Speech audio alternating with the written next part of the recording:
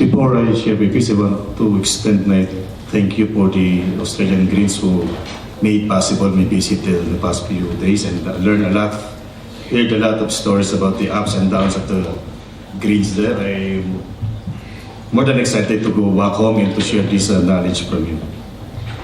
In behalf of the Partido Kalikasan, we would like to extend our gratitude in being extended the opportunity to be part of this event. The convergence of different polarities of experiences in building an alternative ideological foundation for a better society, a Green Party. Mabuhay po kayo.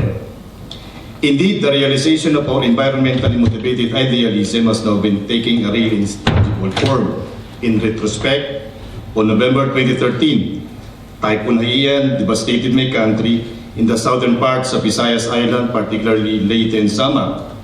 For the most typhoon enthusiasts and people who tend to study the climate pattern of the Philippines, it is known to be the most horrible typhoon that made downfall on land and kills thousands of people. As to date, thousands of nameless victims still cannot be accounted. The country is visited by an average of 20 to 30 typhoons annually.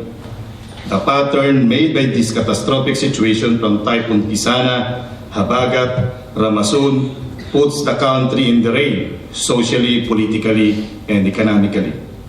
For a country that relies primarily for its resources and its people as an export commodity, the influx of diaspora or the overseas Filipino workers, and the most effective political breaker by asking for a loan from the International Monetary Fund, World Bank, Asian Development Bank, to name a few, the foreign debt had almost raised to $60 billion in Asian Development Bank alone.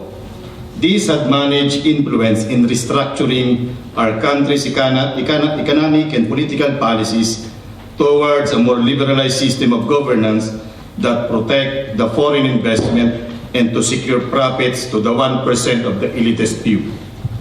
Understandably, climate change, in the essence of climate justice, is a compounded element of greed, of the capitalist mindset and greed for local bureaucrat capitalists who managed to stay in power of the first bloodless revolution in 1986.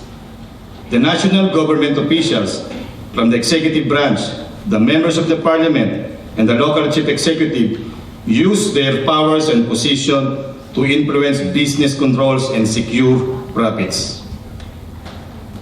The massive land conversions to open trade liberalizations of the agricultural products by the most hated economic pattern under the World Trade Organization General Agreement on Tariff and Trade, resulting to the destructions of the natural habitat and the ecosystems of the country through the proliferation of the mining industries owned by the foreign nationals in interest, secured by our own local laws under Republic Act 7942 or the Mining Act of 1995. The mountains and forest reserve were destroyed.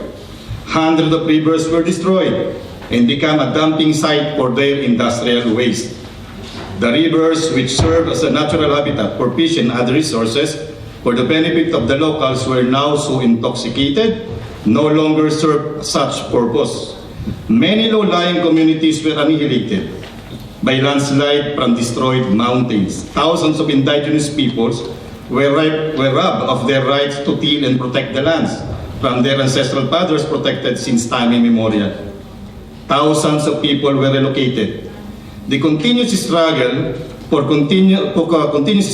lasting peace in Mindanao is a result of a continuing quest against the foreign-dominated interest in the natural wealth hidden in every mountains and cornlands of the region.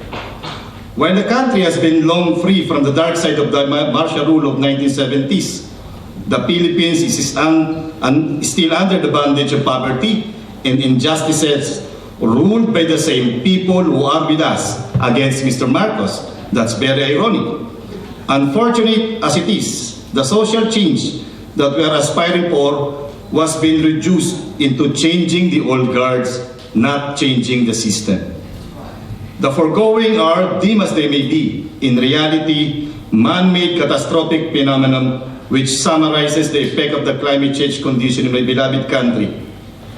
In our previous attempt to offer our humble solution for the betterment of fellow Filipinos, after the 23 Greens Philippine National Council Assessment and Planning, the party refocused its direction and supplied a vibrant strategy on building our mass base at the grassroots level, refocusing our limited resources from the overemphasized middle-class-based party into sectoral-based party. We have so much to learn how to redefine the significant role of the green ideology from the West that will give more considerations on the geographical and sociological values of the inhabitants of the 7,100 islands and 3 major islands of the country. The same number of islands represent different culture and tradition. The party, which represents an alternative political platform, must be founded in its own historical and geographical condition and must respect and must represent the aspirations of every Filipinos. It includes its organizational structure and dynamism that is uniquely Filipino.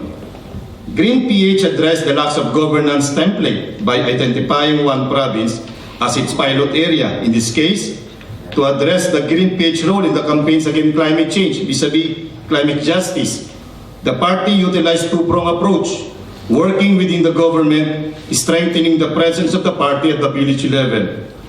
Working within the government resulted in the crafting of an Executive Order Number 6, March 2015,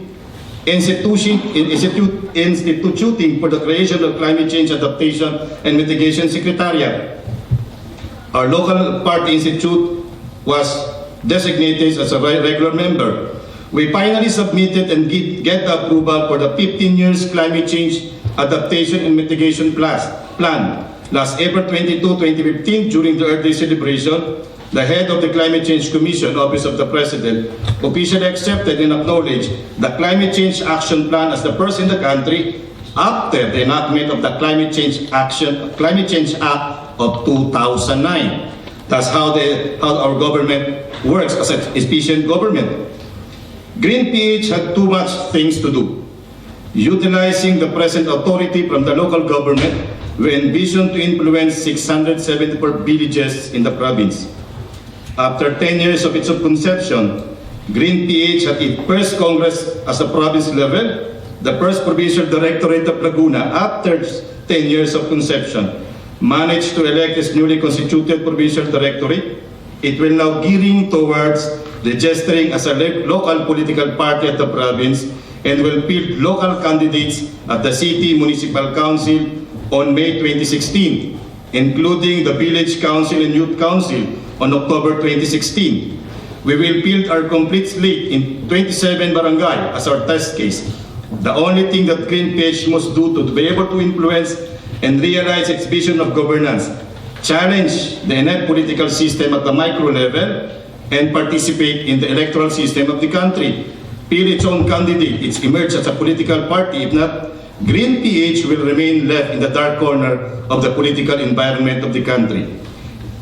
In the light of the ongoing realignment of the industrial countries and the Western interests in the region, the emerging restructuring of the capitalist interests by the upcoming Asian integration this 2015, Asia-Pacific Green Federation must address this kind of situation.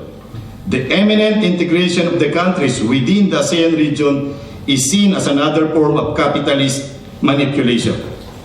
The business interests will be consolidated, their effort to control the rich and vast natural resources and utilizing the local oligarchs who have controlled the power.